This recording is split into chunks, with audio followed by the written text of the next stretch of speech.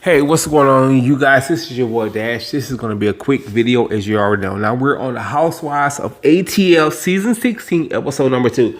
I will be completely honest, y'all. Y'all are my family. I believe Episode 1 gave so much more. This episode was, in my opinion, lukewarm. It didn't do much. I'm sorry, y'all. Okay, now this picks up with Portia. She's asking Drew Sidor. Well, she's confronting Drew in regards to messing with her baby daddy Dennis. Now she's alleging what people were saying, that they're a couple. They've been spotted around ATL in clubs, like dress alike, holding hands, things of that nature. And Drew was like dumbfounded. Now my thing is, I'll say this: I do think everything is alleged, y'all. I do think it's some there. And what I don't get with these people,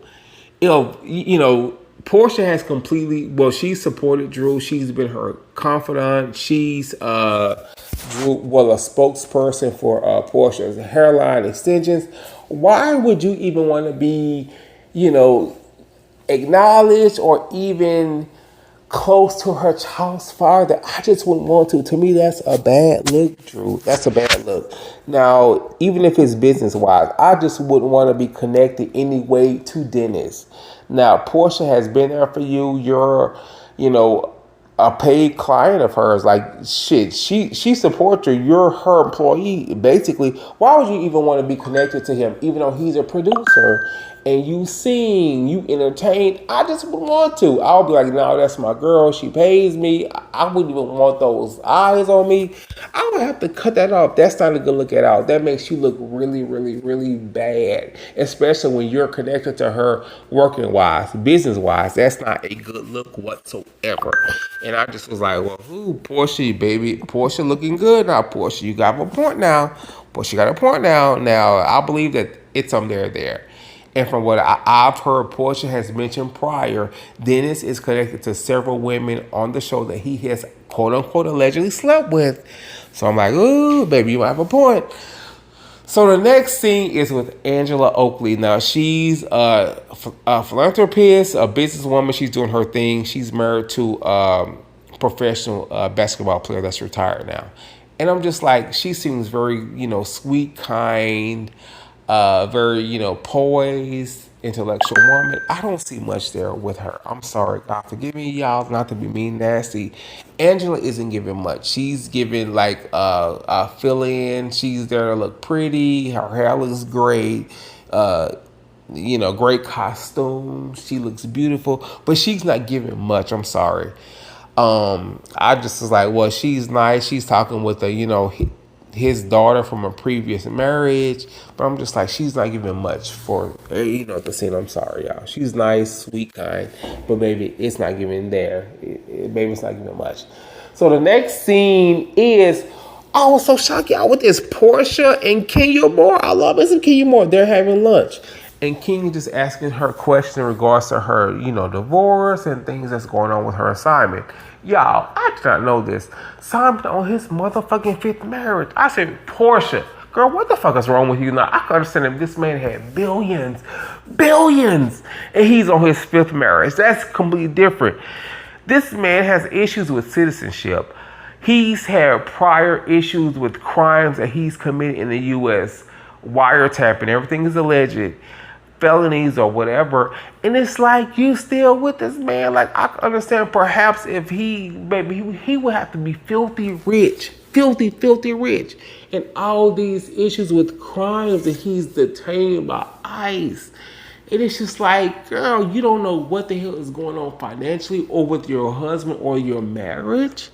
And Portia was like, well, she mentioned things in regards to, them flying on private jets or planes, and then, issues with them being surrounded by, public officials or police, and she didn't quite know what was going on. But I'm like, girl, what the fuck is going on?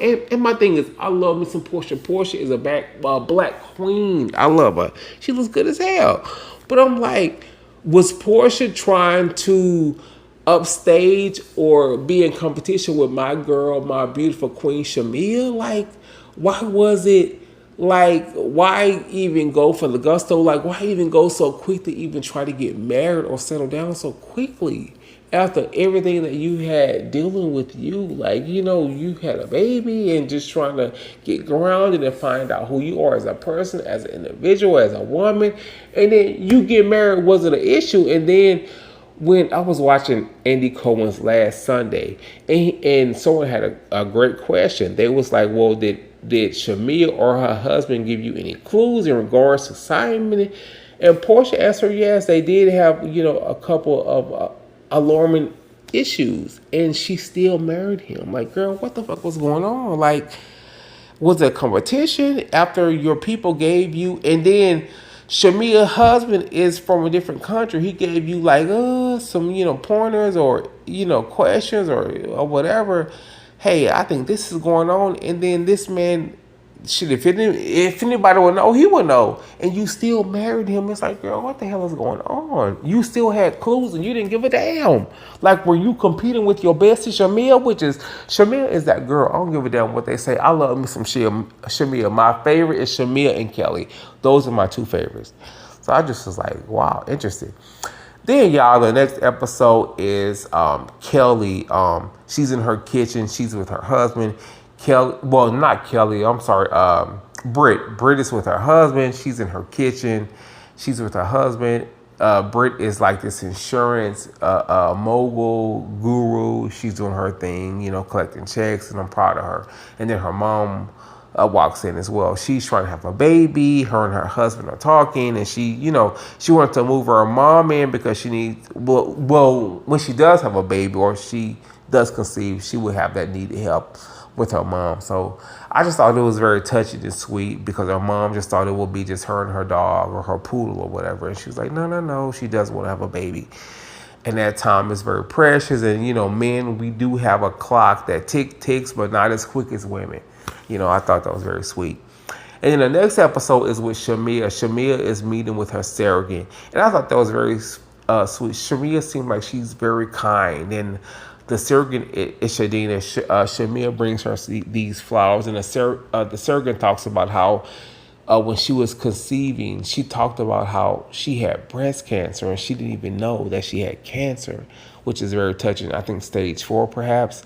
And she found out when she was conceiving, and she had to give birth 4 or 5 weeks early, which is very touching. It's just so crazy how this world spins. And she was very apologetic. She wasn't quite sure if it was her due to the baby Shiloh's defect. Was it due to her having cancer or having deliver early? Was she the issue, or was it things in regards to the chromosome? But I just thought it was very touching. I thought Shamia was very comforting, and she's very, very, very sweet and kind.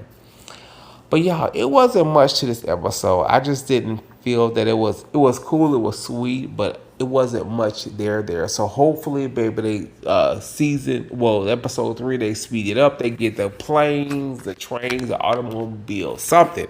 Because it was cool, but it wasn't, what I thought it should be. But comment below, let me know what y'all think. Peace.